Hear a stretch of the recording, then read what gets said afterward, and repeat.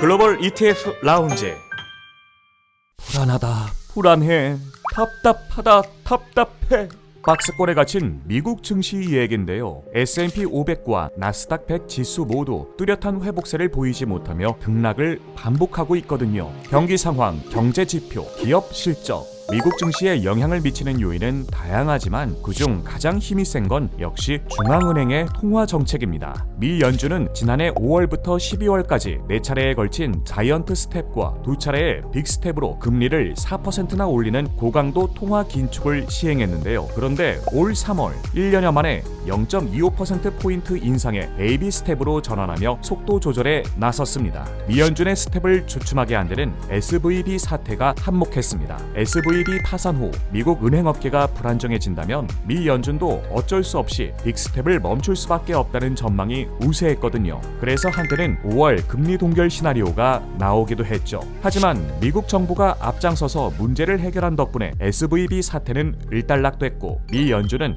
마음 편히 0.25% 금리 인상을 단행했습니다. 물가는 여전히 높고 고용시장이 충분히 받쳐주고 있다는 분석을 유지하면서요. 게다가 연준은 SVB 사태로 불거진 은행들의 리스크 관리 이슈에서도 한층 자유로워졌습니다. 당초 예상과 달리 대형 은행들의 1분기 실적이 아주 좋게 나왔거든요. JP모건, 시티, 웰스파고 등 미국 대형 은행들의 2023년 1분기 합산 순이익은 222억 달러로 전년 동기 대비 37% 늘어났고 전분기보다는 36% 증가하며 엄청난 서프라이즈를 기록했습니다. 덕분에 실적 발표 당일 JP모건의 주가는 7.6%나 상승했어요. 이러한 결과는 그동안 작은 은행에 예치돼 있던 돈이 큰 은행으로 옮겨졌고 금리 인상에 따른 손이자 마진이 신용 리스크를 압도했기 때문으로 분석됩니다. SVB 사태의 조기 해결, 대형 은행주들의 선방은 금리를 올리고 싶은 연준에게 금리 인상의 명분을 제공해준 셈이 됐습니다. 결국 3월에 이어 5월 금리 인상도 피할 수 없게 된 건데요. 그러면 앞으로 금리 인상 사이클은 어떻게 될까요?